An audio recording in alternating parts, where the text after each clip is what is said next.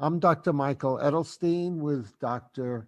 David Ramsey Steele for our 3-Minute Therapy podcast and YouTube episode.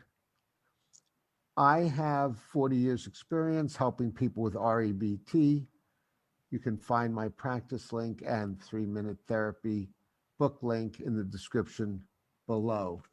And David is the co-author of 3-Minute Therapy and also Therapy Breakthrough, and has written a variety of books on a variety of subjects.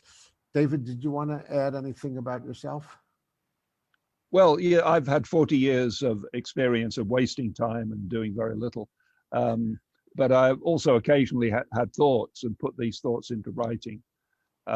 So my latest book is called The Mystery of Fascism, David Ramsey Steele's Greatest Hits. And every time I pick it up, I find that it's spellbinding and I can't put it down. So I can recommend it if you want to feel better. That's all I have to say, really. Okay, very good. You can see David is the comedian in the group here. And I have done over 115 episodes with Tommy Bateman. Tommy decided not to continue because he saw conflict between just advocating REBT when he does it within the context of his Protestant religion. So I want to thank Tommy publicly for all the great work he's done on the REBT Advocates, now 3-Minute Therapy podcast. And especially he did the technical part also, which I greatly appreciate. Today we're going to discuss feeling better versus getting better. And this is a phrase Albert Ellis used frequently to differentiate REBT from the more traditional therapies. And what that phrase refers to is short-term versus long-term feeling better. Of course, as David pointed out to me in a discussion we had earlier, the goal of therapy, or one goal of therapy, is to feel better in the long term. But Dr. Ellis was distinguishing what's done with traditional therapy, where you often feel better right after the session, but you don't learn how to do better in your life. And I experienced this myself when I was a teenager, about 17 or 18. I was in psychoanalytically oriented therapy, and I was depressed, anxious, and procrastinating. And the therapist was a warm, nice person and very positive, but his main repertoire was, how does that make you feel? And tell me more about it, which was not very helpful to my life. So after a session, and I felt better, and then I had problems during the week, all I could do was look forward to the next session. Whereas in REBT, we teach you concepts, strategies, techniques you could use to be your own therapist for the rest of your life and get better or feel better in the long term. David, did you have anything you wanted to add to that?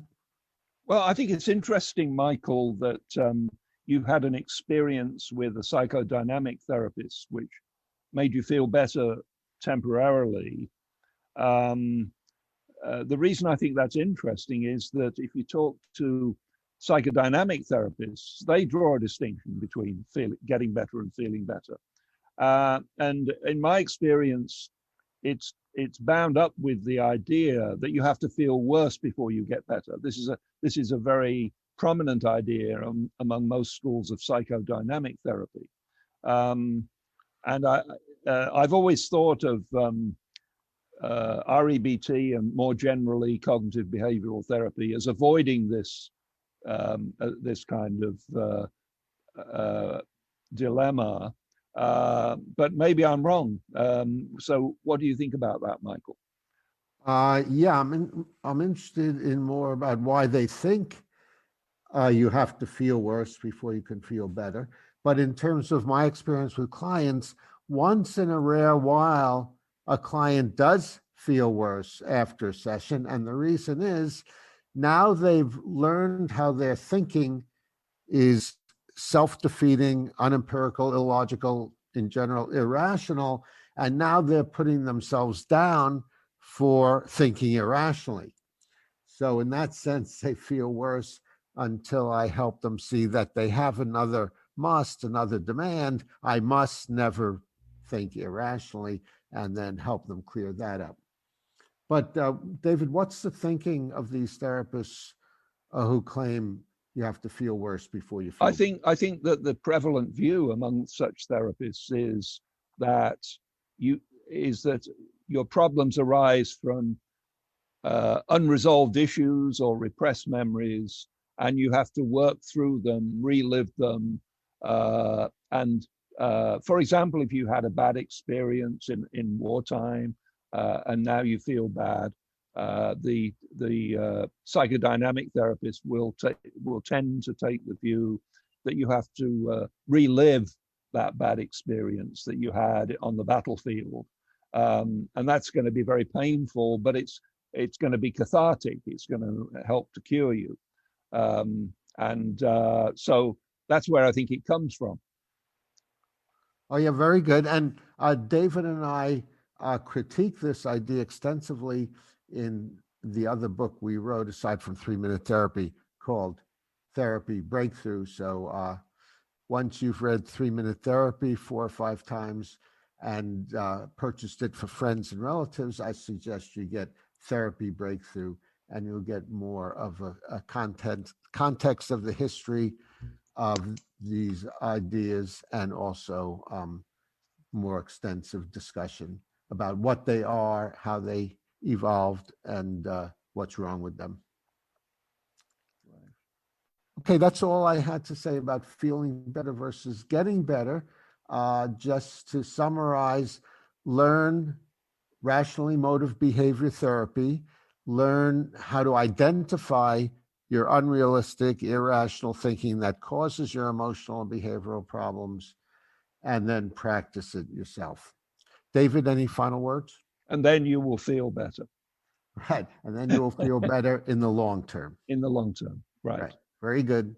Thank you. Thanks, David, for joining us. Okay. Thanks, Michael. Bye. Bye-bye.